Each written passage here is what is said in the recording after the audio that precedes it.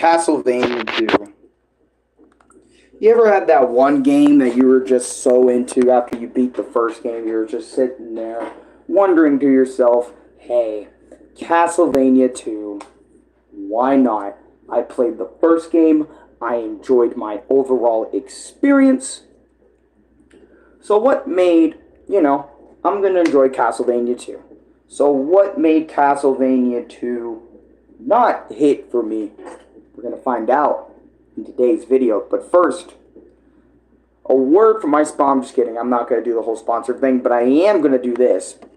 So, how did I find out about Castlevania 2? I found out about Castlevania 2 when I was wanting to get into the Castlevania series, and I just started getting the games because, obviously I know Castlevania, there's a whole big collection thing for all of them on console. And, I just never really thought about getting it.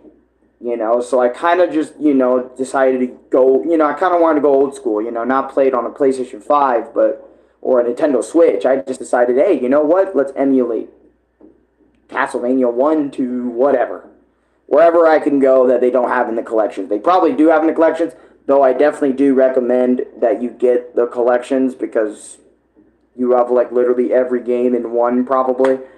I mean, hopefully they have these games in the collection. I'm not 100% sure. I didn't really do too much research on Castlevania collections. But anyways, as I was saying, when I discovered this game, I installed it / got it on my device, and I was looking through the story, obviously the prologue, step into the shadows of Hell House.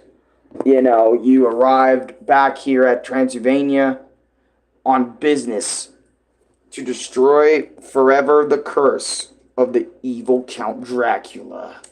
And that prologue sounds raw as fuck, that prologue was raw. That's Castlevania 2. That's the story of Simon's quest, right? You start the game up, right? And it starts out in a weird way. It doesn't start you immediately in the action. It starts you in this weird town. And by looking at everything, design, Simon's quest immediately made me question, what am I even playing, bro? You go in people's houses in the beginning of the game, and then, when you enter the forest, that's when the game actually starts, Which, you see the wolves, you see your common enemies, your wolves, your skeleton enemies, which is cool. But I remember when I was playing this game, and I'm seeing that was my shitty health bar, I was like, why did this game kind of feel like a massive downgrade from Castlevania 1? Because when I played Castlevania 1, it had a whole life bar system up here on top right. Or actually, I don't think it did. I'm thinking of the newer Castlevanias. But I'm sitting there to me, when I was playing Castlevania 2, this game felt like a downgrade in every single regard. And I mean that. Every single regard, in my opinion, I felt like this game, Simon's Quest, was a downgrade. And sure, the length of the game wasn't that bad. It's only an hour 41. And also, I did kind of bitch about the length a little bit, because to me, the perfect Castlevania experience, obviously, is short Castlevania experiences, that kind of stick with me. That's the typical, or / the shit I think a good Castlevania game would have. But anyways, when I was going through this game, the more I went into it, the more I was starting to hate it. Like I just said earlier, the more I was playing this, the more I felt uninterested to play this one. To me, the music wasn't it. Just playing the game overall gave me this disgusting, icky feeling. And I don't know if you guys know what I mean by that. Whenever you pick up a game and you're like, all right, I'm going to play through the entire franchise of this game, and then that one game in the franchise feels a little bit icky to you, you're sort of sitting there looking at it like, I don't think I want to play this one in the franchise. You know what I mean? Every video game franchise has that icky game in the franchise. And obviously, I know Video Game Nerd made an iconic video on Castlevania 2 saying it sucked. And I honestly do agree with him. But, for different reasons, right? Obviously, to me, I just think the game just kind of doesn't look as good as Castlevania 1, in my opinion. And even the music in this game, to me, in my personal opinion, I felt like it was just okay at best. Not really something to write home about. I mean, if you played Castlevania 1, you'll be in Castlevania 1 because the atmosphere is so Castlevania because you're in the castle, going through level to level, and all this other sort of stuff. It was so cool. I thought it was cool that Castlevania 1 did that. David Richardson, how you doing? How you doing? Welcome to my stream talking about Castlevania 2. Also, if you haven't seen my Castlevania 1 video, go check it out. I actually have an entire video on Castlevania 1 NES. So check that out. If you want to, like, a prequel to this video. But, yeah, I remember I was looking at this, and I was just disappointed the more I started playing this. I love your dream. I appreciate that you love my stream. I think that's what you're trying to say, but autocorrect came in. But yeah, right? So you're doing your normal gameplay. You got your holy water. You got your whip. You know, your usual cool, badass gameplay. And again, to me, you're just going around all these places. And look at that. It took 5 to 10 minutes to get into spooky horror land when I want to be in the action in Castlevania 2 right off the jump. You know what I mean? Like, for example, no bullshit introductions. I just want to get into the game, have it be simple, linear stages. Yeah, that's what I was trying to say. Oh, I got you. But, to me, I think, like, the perfect Castlevania experience is when you put me in levels. Castlevania 2 does something different. Castlevania throws you into more of this open worldish type game instead of what Castlevania 1 did, where you weren't traversing different worlds. You were in one big mansion that had multiple floors you had to traverse through, right? That's what I kind of prefer in my Castlevania game, not Transylvania, Castlevania games whenever I decide to go and play them. So seeing Simon's Quest do this whole, you got a forest environment place, you got a freaking village full of monsters and demons. It's like, what is all this? To me, it just felt off. You know what I mean? Like, in my opinion, it felt off when I was playing Simon's Quest, aka freaking Castlevania 2. Like, I was legit disgusted. I think I spent like 25 minutes on this game just trying to at least give it a chance, you know what I mean? Give it a chance to really let it get good, but I don't know, to me, when I looked at it and when I tried to play it, all I could think about is me not giving a fuck. You know what I'm saying? Like, I really did not care for this game whatsoever. Now, you'd think, okay, Castlevania 2 can't be that bad to the point you just looked at it, didn't give a fuck. You said, okay, it exists, and moved on, right? Obviously, everyone's opinions are going to be different, but this was easily one of the worst things that I've come across, right? I don't know. I don't think I've ever gotten so bored of a game so quick as Castlevania 2, in my honest opinion. Now, who knows, maybe one day I'll revisit the game and maybe have a new experience with it, like a re-experience with Castlevania 2. But honestly, for me right now, I can care less about Castlevania 2. Like, honestly, that game was just okay to me, in my personal opinion. This doesn't mean it's crazy, but to me, I'm just not interested. I cannot care. Now, let's move on to the next game because we've already spent 9-10 minutes talking about the original game. Or not the original game, but the second game in the series. By the way, Nintendo Complete, I'm using footage from both his videos for this video.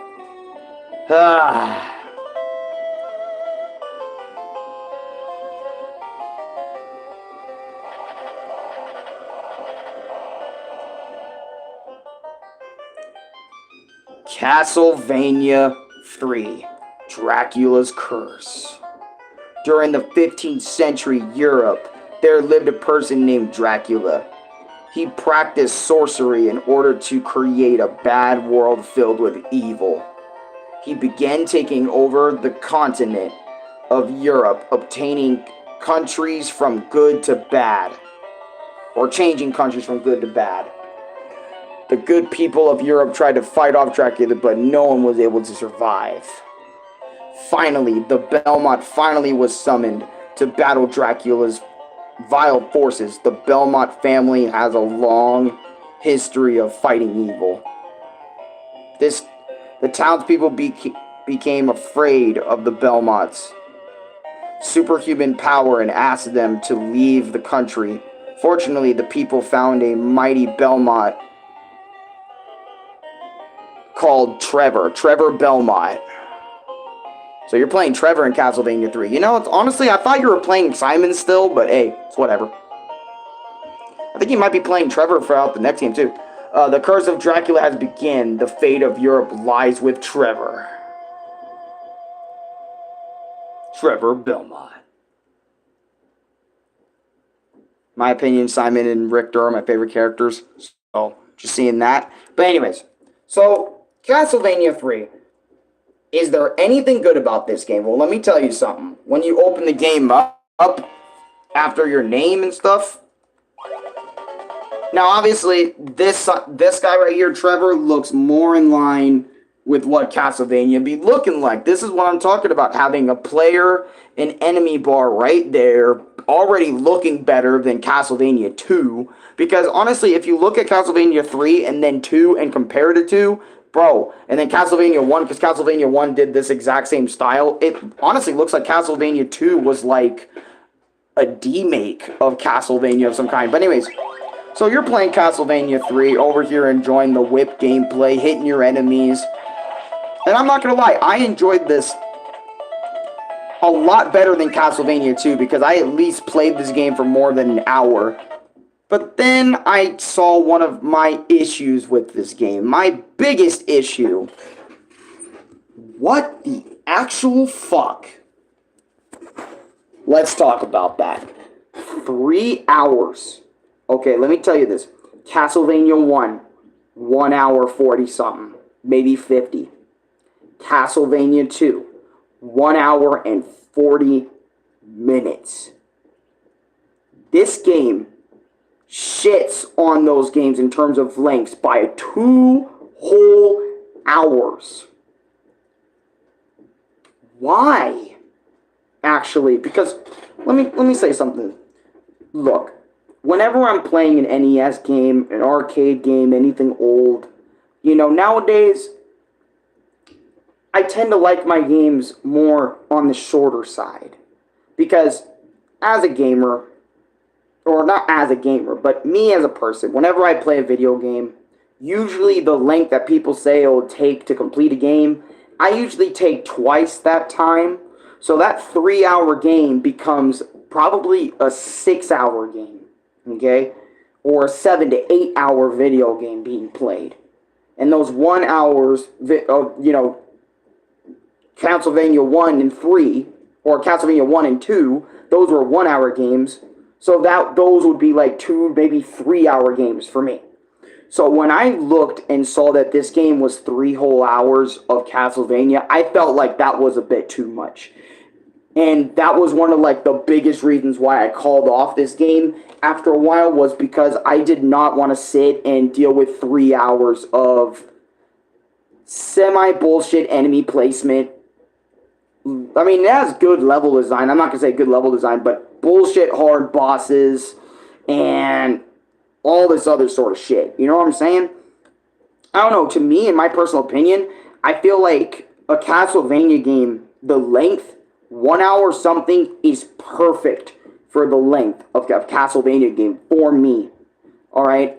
Don't get me wrong. Castlevania games going above and beyond that for pro players and other players that really love that shit, good for them. But for me, when I saw that 3 hour fucking length of this video game, and also tons of different pathways you could take, that's also another thing Castlevania 3 introduces. Castlevania 3 introduces alternative paths, alternative routes, and also introduces new allies in this game, which I was very confused about. I didn't understand jack shit. I didn't understand what they help Trevor / Simon / whoever the fuck the protagonist is in this game do. I didn't get to understand any of that, and I'm sitting here just kind of looking at the length and kind of sitting here just questioning if I really want to put up with this shit. You know what I'm saying? That's why it's kind of hard for me to get into new series or even certain entries in a certain series, because it's like the length could throw me off. Some levels I really dislike, or something that allows me not to really enjoy the experience, right? So when I was going through again Castlevania 3, I was playing this shit not knowing that it was 3 hours, 40 minutes plus in length. Going through these rooms and shit, doing the usual Castlevania stuff that I do love.